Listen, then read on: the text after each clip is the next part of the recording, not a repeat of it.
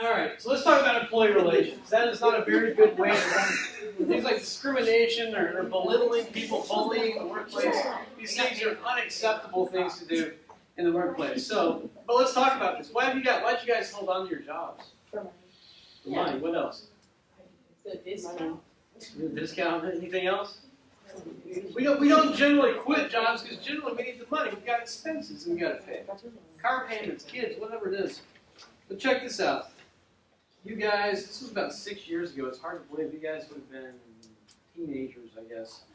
We had a financial crisis in 2008. The stock market, housing markets tumbled, people lost jobs. This was a global thing, not just the U.S., but we had a huge crisis going on in 2008. And you guys are probably too young to remember the terror and fear that was stricken into the hearts of all Americans and people globally. We had layoffs. When layoffs happen, they affect all sectors of the economy. When you get laid off, that means you don't have any money to spend in the economy. So what happens? Other businesses suffer. It becomes like a rippling effect throughout the economy. No income means no money, no spending. When there's no spending, what happens? We get more layoffs. It becomes an ugly, ugly cycle, and it affects more and more people. So when you've got all these laid off people, what happens then? Any ideas? Crime. Crime? Yeah, that probably happens. It's right here on the slide. What happens is you have more people wanting jobs than people to give jobs to, so what can happen is employees can become expendable. And even if the management doesn't feel they're expendable, employees can still think they're expendable when they're seeing, hundreds of applications for a job similar to theirs. So what happens? When people start getting scared, when they start feeling expendable, morale drops.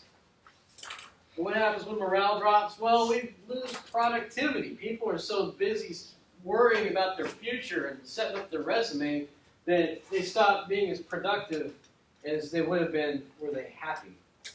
And there's a lesson for you. Happy people make good workers who produce more.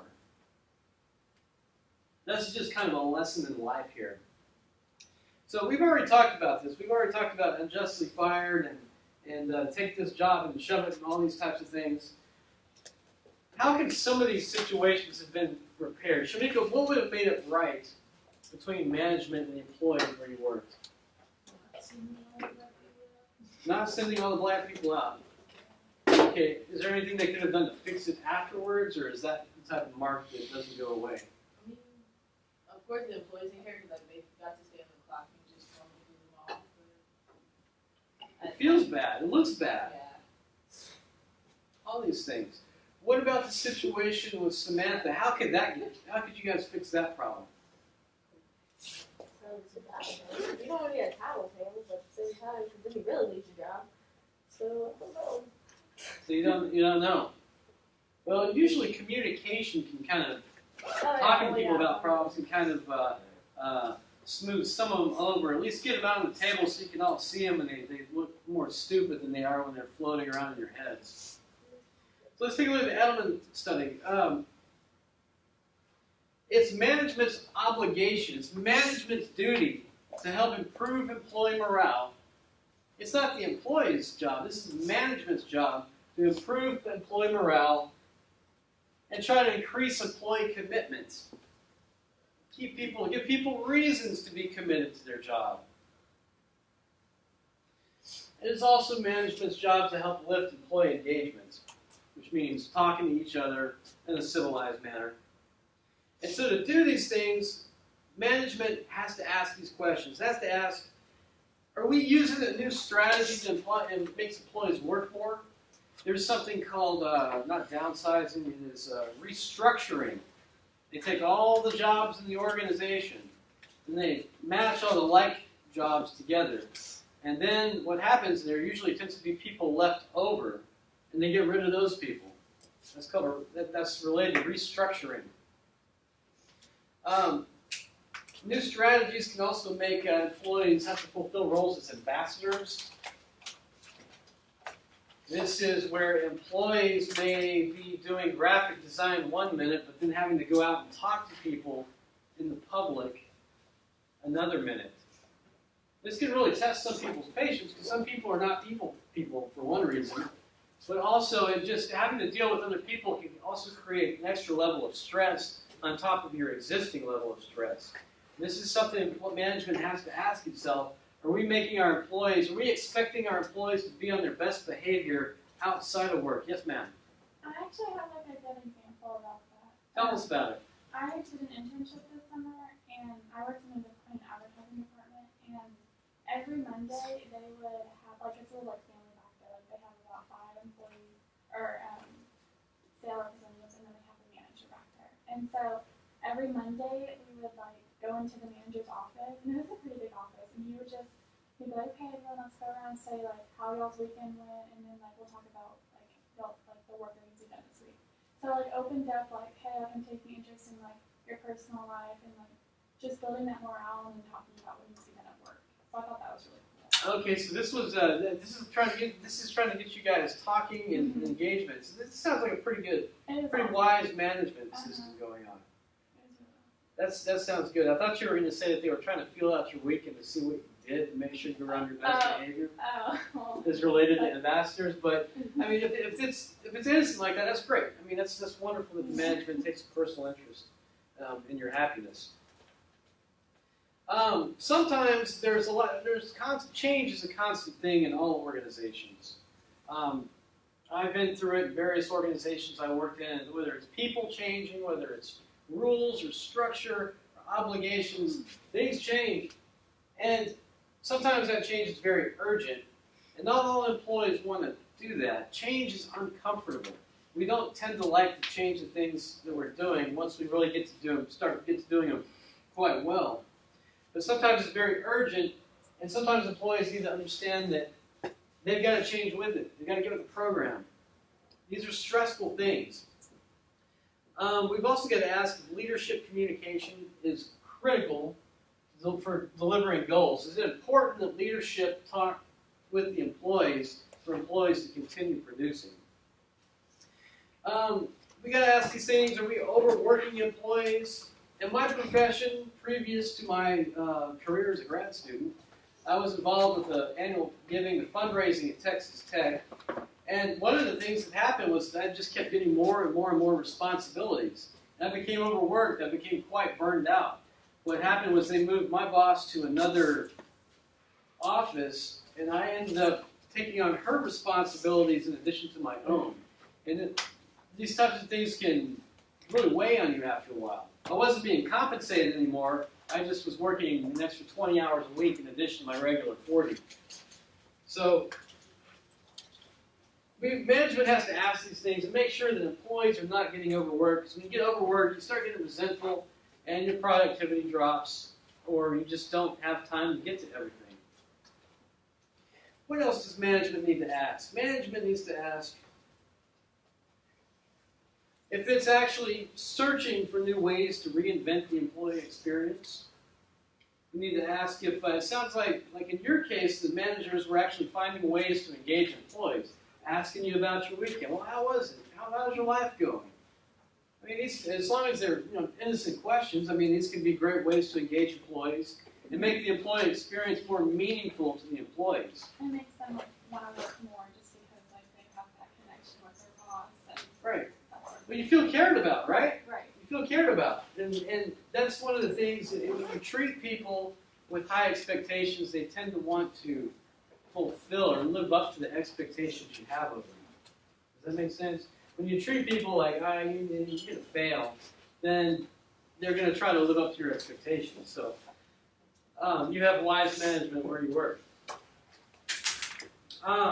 Management's also got to do research. We always got to do research into whatever our organization is up to.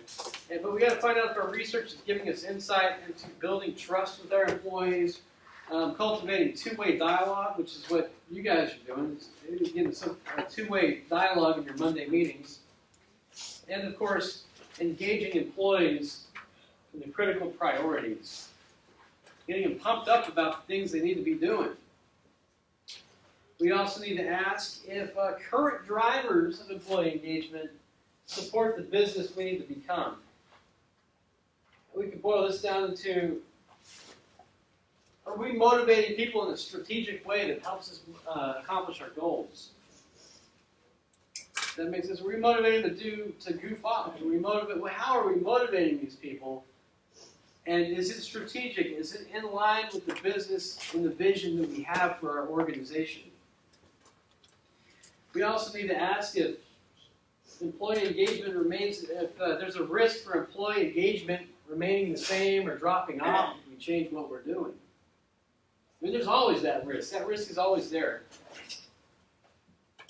So to do these things, management has to communicate with internal publics, has to communicate with employees, contractors, whoever is doing something for management. Management's got to communicate with them. So to do that, we've got to be clear. We have to be candid. We have to be credible. Do these look familiar to you guys? Candid, clear, and credible? You guys remember the Lettingham article, right? We read the Lettingham article, right? Yes, we did. These are not just, characteristics of communication in terms of public relations. These are principles of life. These are principles of our relationships. Who all has a significant other, boyfriend, girlfriend, etc.? You have the expectation that people will be candid, clear, and credible with you, right? What does dishonesty do to a relationship? It breaks it, right. Thank you.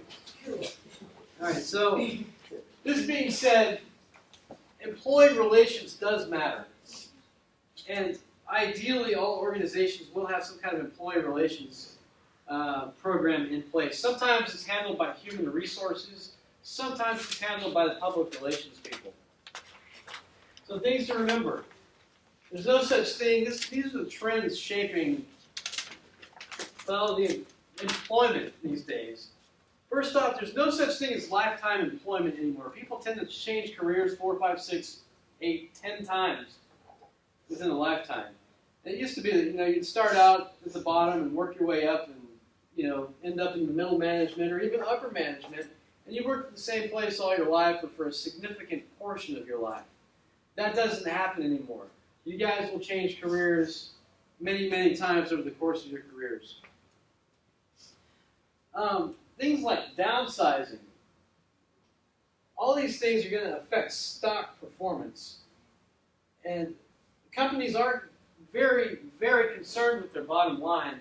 And when they have employee problems, what can happen is their bottom line, their stock performance can drop. We've got an example of that. No, we're not going to get to that example of that today, sadly.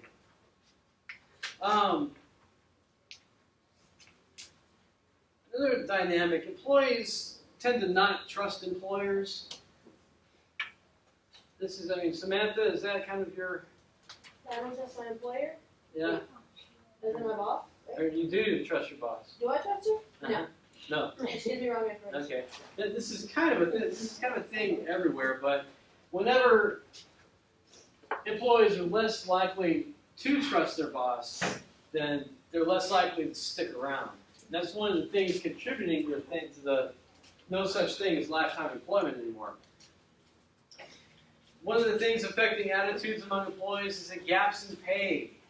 You guys remember Occupy Wall Street? Only 99% posters. CEOs make something like 1,600 times what their lowest paid worker makes. Something like that. We have huge gaps in pay. CEOs make a lot more than their lowest paid employees. And this can cause morale problems. It does cause morale problems.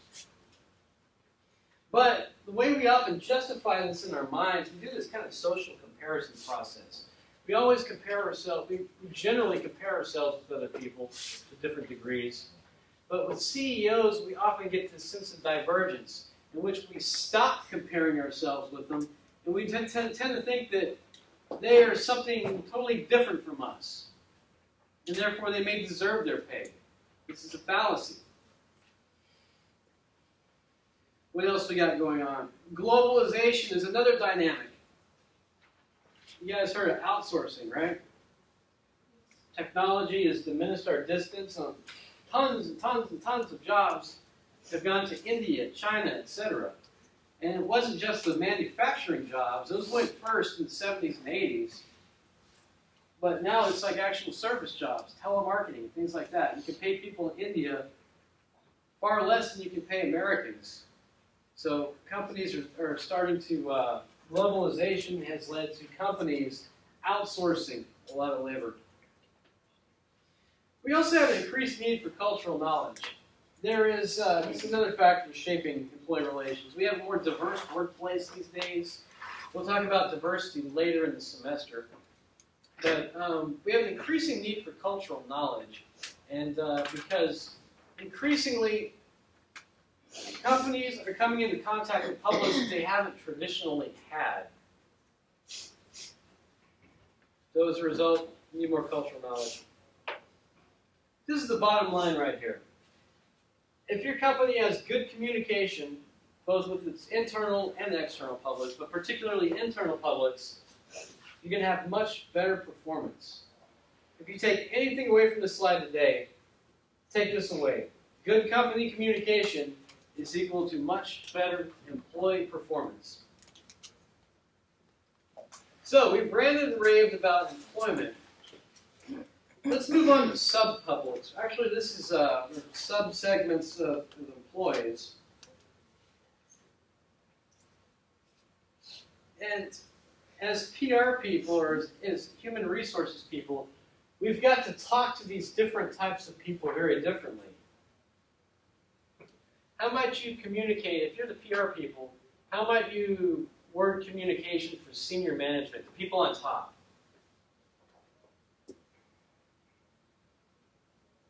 Any ideas?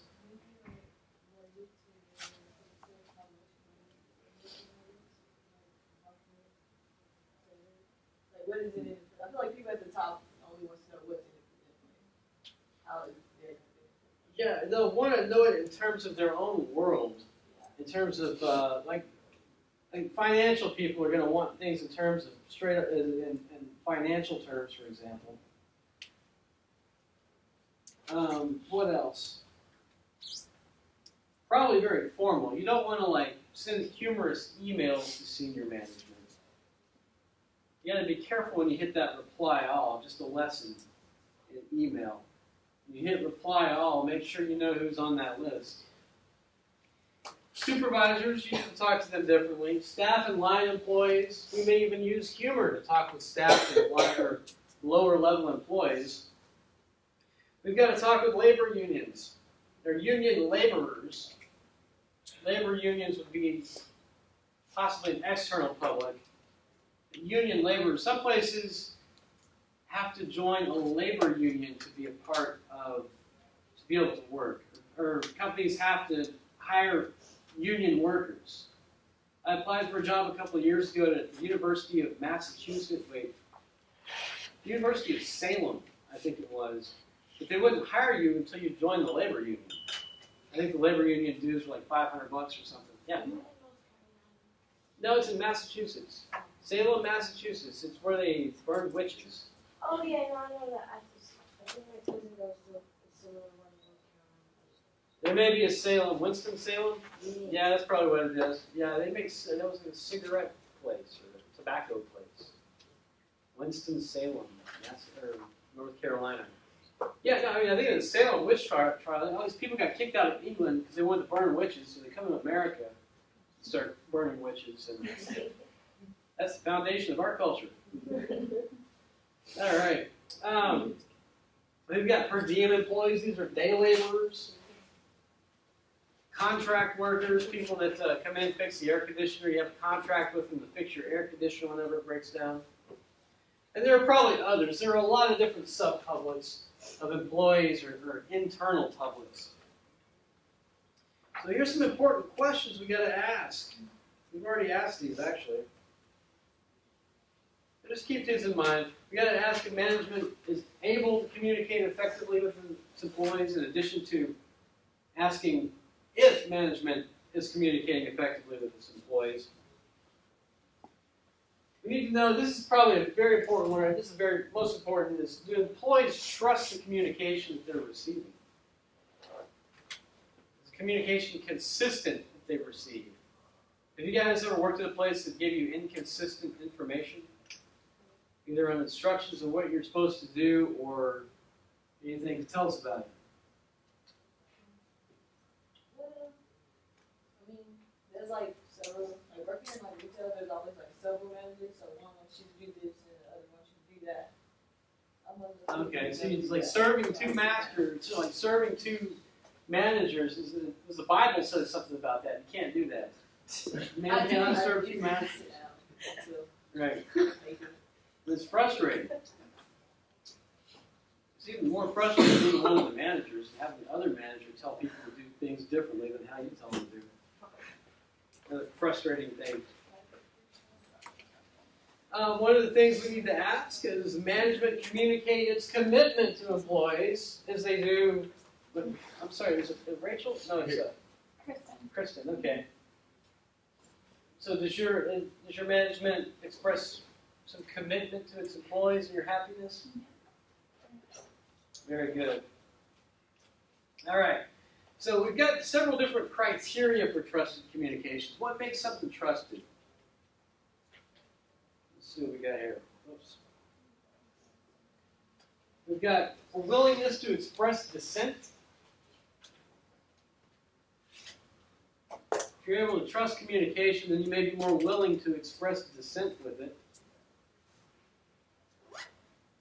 Visibility and proximity of upper management.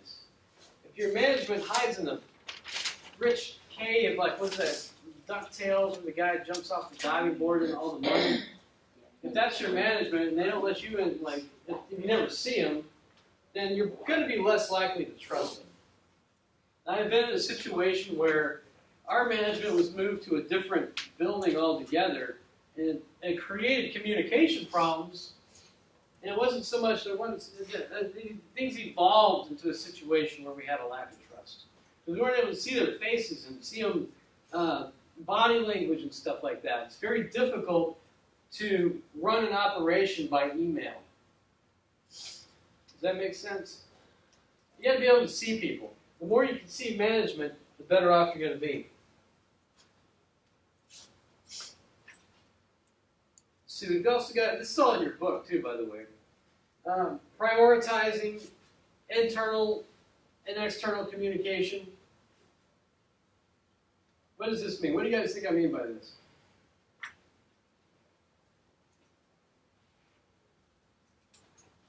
If there's some big change coming up, the employees need to know about it first. Does that make sense? You don't want to hear about how your job is changing from the news. You want to hear about it from management before you hear about it from the news. Does that make sense? Yes? No? We getting bored with this? What else? Trusted communication. We've got to have some attention to clarity. People like to be talked to clearly and concisely. When you take my PR writing class, I will break you of all these habits that all of you have of communication or writing, unclear writing. Clarity is critical. Also got to have a friendly tone. Has anybody ever gotten a really ugly email from a manager or some... Well, Samantha, it sounds like you get some pretty ugly tone every now and then from your manager. That feels bad. It probably makes you not want to work there, and it makes you less productive than you would be. So what's going on, it sounds like, is your manager is sabotaging the productivity of the office through some need to be a bully. Right. Yes? I think of like friendly tone. It's just confuses me so much. Like when people are just so, I don't understand people that are in customer service but they're so rude. Yes. They shouldn't be in customer service, I'm right? like, how do you hide? Do they just completely fake the interview? Like how do you hide people? No, seriously, like it's really like it saddens me. Because I'm just staring like, why are you here if you don't want to talk to people every day? So I don't know. Like, it just drives me nuts. There's this very angry woman that works in HR here. Sorry if you guys work up there, but I went up there the other day to turn in my W-4 for, do you know what I'm talking about? God, she's evil. I went in there. I'm like overly nice to customer service people because I know that they hate their job. Like I would hate that too. So I'm like, hey, how are you? Like I have the W-4. Can you help me out? And she's like, she looked at me and like looked at the W-4. And she's like, have you ever had a job before? I was like, I've had thousands of jobs. Thank you. And she was like, well, you filled this out all wrong. There was like one thing off on it. She was like, it's completely off. You're gonna have to come back. And she was like, someone needs to overnight your birth certificate to you. Like come back. Oh, third time I went up there, she's like, okay, this is all right. Come over to the side and do your online portion. I was putting my birth certificate up in my backpack. She was tapping her foot at me, and I was like, this is not real. Tapping This your is foot? not tapping my foot at me, waiting for me. Yeah, like that, like waiting on me to get Awesome. up I always tap my foot at students when you guys come to my office. Seriously, somebody come by my office so I can test drive it. I'll sit in my chair, I'll move over so you can see my foot. Start tapping. Alright. Well, yeah, sometimes people have bad days, sometimes people just don't get that their behavior is affecting others. That is one of the principles of public relations, is that you have to be aware of how your behavior is affecting others. Toe tapping. I don't get it. It's pretty awesome. I'm going to try it on somebody and see the reaction. So, alright, sense of humor. There may be, you've got to be careful with sense of humor, but it's important to not, if you take yourself too seriously, then people won't take you seriously. Does that make sense? It's hard to take people seriously when they take themselves too seriously. So a sense of humor is important. Of course, you don't want to get into like, Tom and Eric, or Tim and Eric kind of humor at the workplace probably, but you Tim and Eric fans? Oh, come on. I'm not that freaking old. I mean, these guys are like from what, 2010 or 11 or 12? Tim and Eric. Tim and Eric. Okay. Tim and Eric, awesome show, great job. When We got a couple of movies. No. You guys go YouTube them at some point. I mean, they're hilarious. All right. Tim and Eric. Okay, that one was a dud. Just go YouTube them later on after class. I know I will be because they're pretty fun. All right, so here's an acronym. You guys know med students have all kinds of acronyms for. Musicians have Every Good Boy Does Fine or something for the different things. Here we go. Here's SHOCK. Management communication must be strategic, honest, open, and consistent. You probably remember these from the Lettingham article. Yep. Let's see. Let's go in a little bit of detail. Wait, why do I have this slide back to back with this one? No, let's just move on with it. By strategic, I mean the employees need to know where the organization is going. They need to be on board and online with where the organization is going. And by strategic, I also mean it should have a purpose. You shouldn't just send out, willy-nilly information. You've got your information that you send out as a PR or an HR person means that you've got to be strategic about it. Things have to be in line with what the organization is trying to accomplish. All communication must be honest. We know that it's like lying or omitting truths is bad for credibility. Who likes liars? Who likes to hang out with liars and dishonest people? Nobody does. There's a reason for that. Can't trust them. So, employee communication needs to be just as honest and formal as anything else. It's got to be open. You've got to be open about things. Hiding things and stonewalling, this is another violation of the principles of PR. A company, an organization, ideally should be open about things and not try to sweep things under the rug. So sweeping things under the rug is very tempting, but we don't want to do that. And you guys remember the persuasion video. Principle of consistency. We like to be consistent with what we've already said, but the road goes both ways. We also like other people who are consistent. Because people who are not consistent or communication that is not consistent is not trustworthy. That makes sense. We're good on that. All right. Let's take a look at what we've got here. Here are some communication tactics, and I've got them a little bit mixed up, but that's okay. These are all communication tactics. When we do internal audits, this means we look at all the communication going on within our company. We also may use online communication. Now, these are tactics. This is how we're going to reach our different, where'd everybody go? This is how we're going to reach our different employee segments.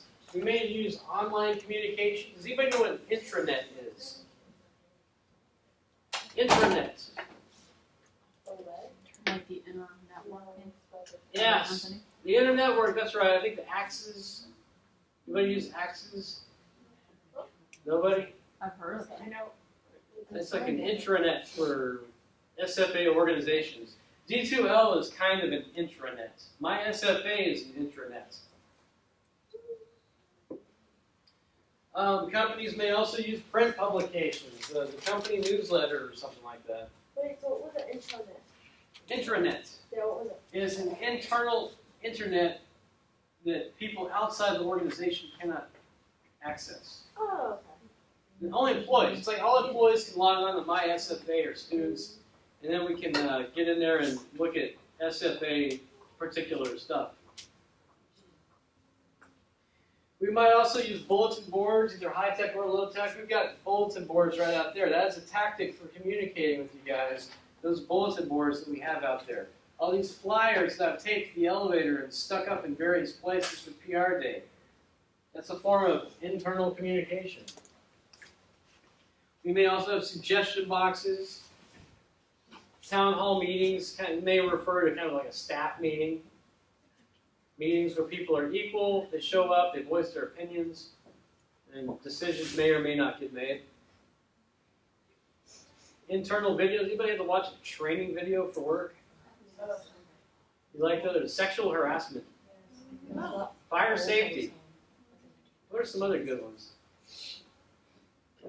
Fire safety was actually kind of awesome. I worked at Berkshire's and I had to watch a video on like how to stack cans. How to stack cans. How do you stack cans? You have to. What's the proper way to stack cans? You have to put them all in the same. Like they can't be stacked with things that don't go together. And Well, you like can't meats stack them and higher fruit? than 3. You what? Oldest in the front. Oldest in the front, and you can't stack them higher than like 3, depending on how long the can is. Oh, you can't. It was an higher. intensive video. I couldn't tell you all in 2 minutes. Amazing. I would like to see that video. I sure hope it's on YouTube. The proper way. There's actually a TED Talk of a guy that explains the proper way to use a paper towel. Oh. Ted is dead. All right. Also, face-to-face is another tactic. Time-honored, old school. Yeah, employees have problems, or if you just want to communicate with employees, sometimes you talk to them face-to-face. Let's look at social media pros and cons real quick.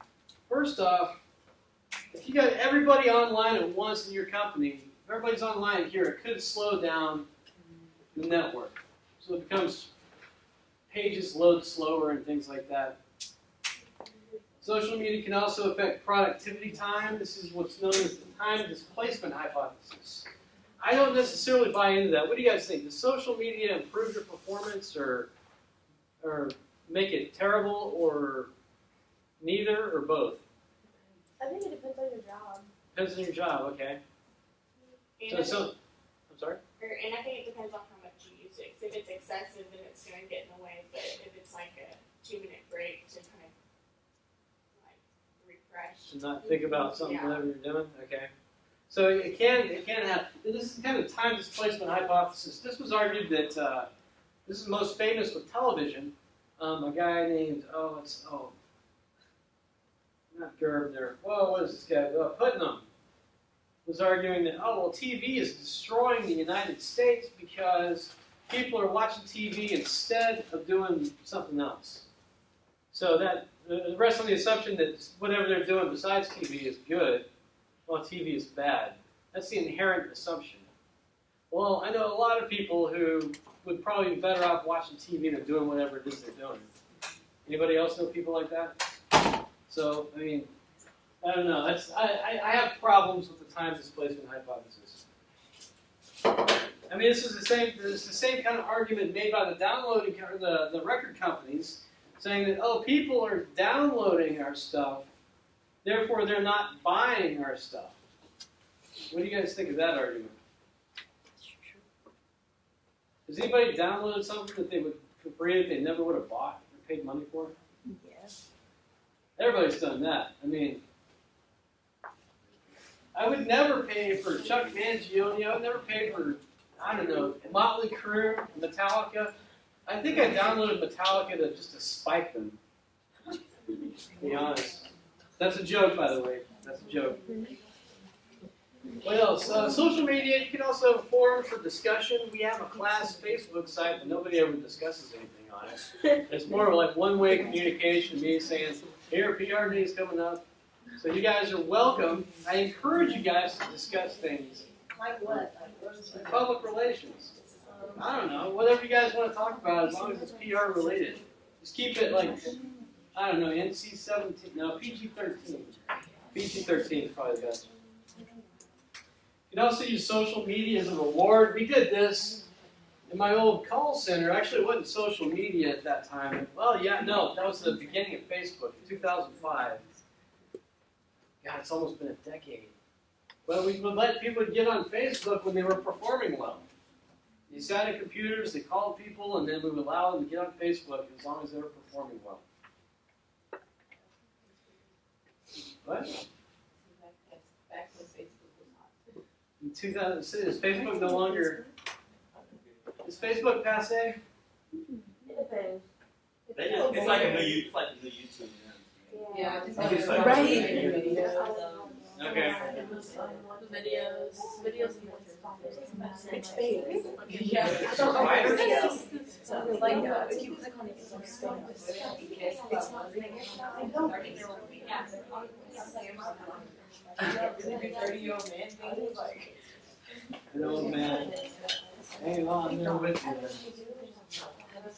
All right, here.